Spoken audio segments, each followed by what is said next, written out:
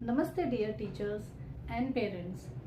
कभी आपने सोचा है कि हमारा छोटा सा बच्चा जो कभी ABCD सीखता था, कभी वो छोटे छोटे 2 लेटर वर्ड्स पढ़ता था, वो अचानक से सेंटेंसेस पढ़ना शुरू कर देता है, पैराग्राफ पढ़ना शुरू कर देता है। तो उसके स्टेजेस कौन कौन से हैं? कभी आपके दिमाग में ये बात आई कि हमारे बच्चों के रीडिंग की जो ग्रोथ है, जो उसका प्रोग्रेस है, उसको हम कैसे ट्रैक करें? कभी आपने सोचा कि बच्चे को जब हम बहुत सारा इंफॉर्मेशन दे रहे हैं तो हमें कहाँ से स्टार्ट करना चाहिए और कौन कौन सी स्टेजेस पे हमें उनका प्रोग्रेस ट्रैक करना चाहिए? तो आज के वीडियो में हम यही समझने वाले हैं कि बच्चों की रीडिंग जर्नी में उनके प्रोग्रेस को किस तरह से ट्रैक किया जाए और उसके 5 स्टेजेस कौन कौन से हैं। तो बने रहिए वीडियो में लास्ट तक, और अगर आप इस चैनल पर पहली बार आए हैं तो चैनल को सब्सक्राइब करना मत भूलिए। चलिए वीडियो शुरू करते हैं। बच्चों को फोनिक्स सिखाने से पहले हमें ये जानना जरूरी है कि क्या बच्चे अलग अलग किस्म के साउंड के लिए अवेयर हैं, क्या वो किसी का भी साउंड सुन के समझ पाते हैं कि ये किस एनिमल का साउंड है, किस बर्ड का साउंड है। तो इस स्टेज को बोला जाता है प्री फोनिक्स अवेयरनेस।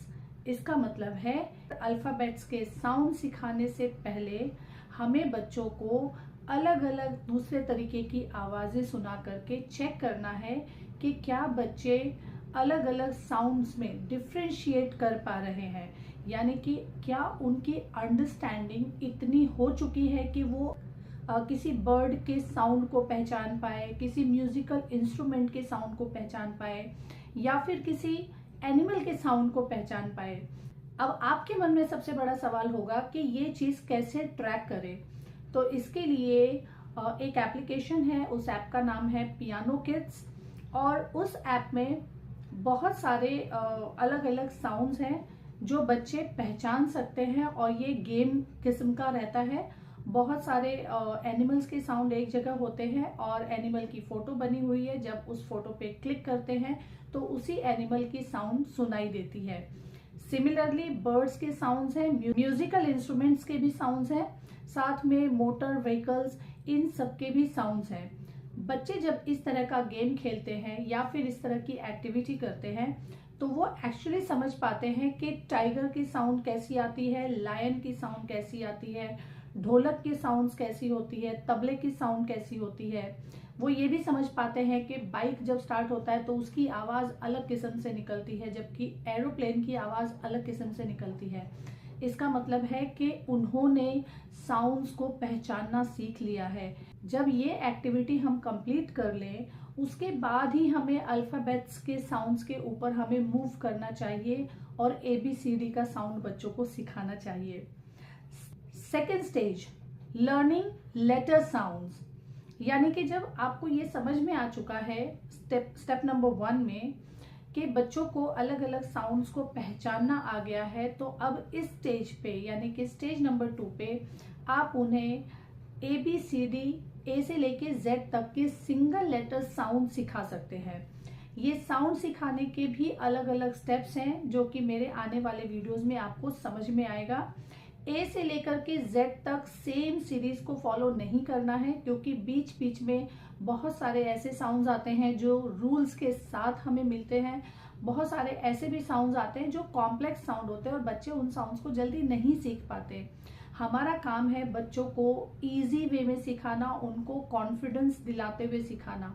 ऐसा नहीं हो कि हमने A से लेकर के Z तक सीरीज में साउंड्स को फॉलो किया और किसी एक या दो साउंड पे बच्चे अटक गए क्योंकि वो कॉम्प्लेक्स साउंड है, और वो डीमोटिवेट हो गए, उन्हें लग रहा है कि हम तो सीख ही नहीं पा रहे हैं। इसलिए मैं अब आने वाले वीडियोस में आपको बताऊंगी कि कैसे हमने 26 लेटर्स को 4 पार्ट्स में डिवाइड किया हुआ है। हर ग्रुप के अंदर 6 साउंड्स के सेट हैं, और उसी साउंड्स के सेट को अगर हम बच्चों को दिखाते हैं, सुनाते हैं या फिर सिखाते हैं तो बच्चे बहुत जल्दी सीखना शुरू करते हैं और इजी टू कॉम्प्लेक्स के हर स्टेज को फॉलो करते हुए लास्ट में वो कॉम्प्लेक्स के साउंड पे जाते हैं।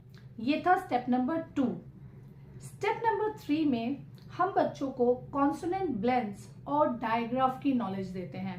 कॉन्सोनेंट ब्लेंड का मतलब है जब दो कॉन्सोनेंट साउंड्स एक साथ आते हैं तो थोड़ा सा कॉम्प्लेक्स साउंड हमें मिलता है, वो एकदम आसान नहीं है छोटे बच्चों के लिए। साथ में डायग्राफ साउंड्स भी हमें सिखाना होता है।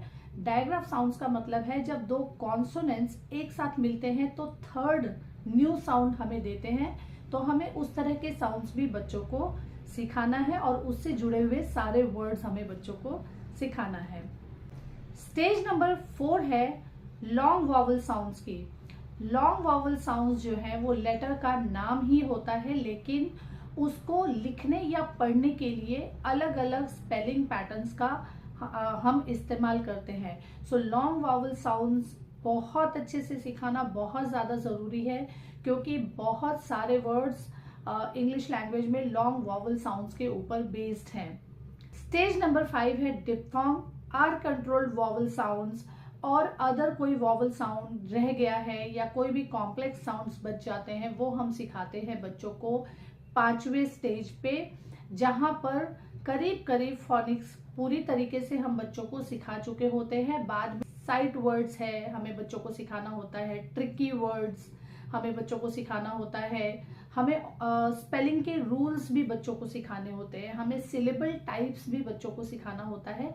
लेकिन ये जो 4 चीजें मैंने लास्ट में बताई है, ये सिखाने से पहले बच्चे अच्छी खासी रीडिंग कर लेते हैं, और ये जो 5 पहले के मैंने स्टेजेस बताए थे, उन स्टेजेस में बच्चों की हम प्रोग्रेस को अच्छे से ट्रैक कर सकते हैं। और उन्हीं स्टेजेस में हमें बच्चों को बुक्स भी देने चाहिए, उन्हीं स्टेजेस में हमें बच्चों की रीडिंग की भी प्रैक्टिस लेनी चाहिए।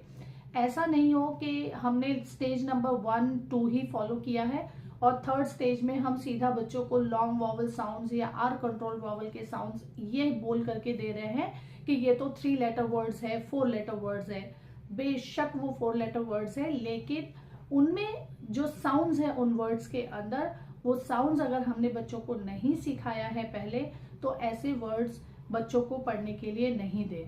और एक बात याद रखिए कि हर बच्चा अपनी एक यूनिक आइडेंटिटी लेकर के पैदा हुआ है। हर बच्चे की प्रोग्रेस को ट्रैक करने के स्टेजेस अलग अलग हो सकते हैं, लेकिन मैं मेरी एकेडमी में इसी स्टेज को फॉलो करती हूँ और इन्हीं स्टेजेस के बेस पे मैं बच्चों को रीडिंग सिखाती हूँ। मेरे सारे कोर्सेज इसी के ऊपर बेस्ड है।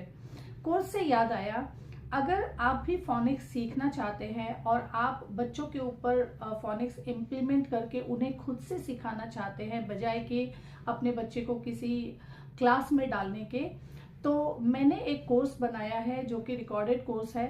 इंडिया फोनिक्स कम्युनिटी की तरफ से ये कोर्स आपको बहुत ही अफोर्डेबल प्राइस में मिलता है, और मैंने उसकी लिंक जो है डिस्क्रिप्शन में डाल दी है।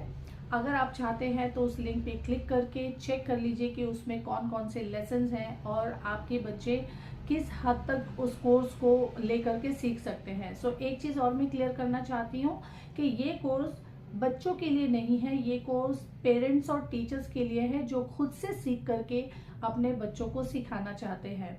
अगर आप इंडिया फोनिक्स कम्युनिटी का पार्ट बनना चाहते हैं तो नीचे डिस्क्रिप्शन में ही एक व्हाट्सएप ग्रुप की लिंक है, आप उसको भी ज्वाइन करके और हमारे साथ डायरेक्टली कनेक्ट हो सकते हैं। सो मिलते हैं एक नए टॉपिक के साथ नए वीडियो में। नमस्कार।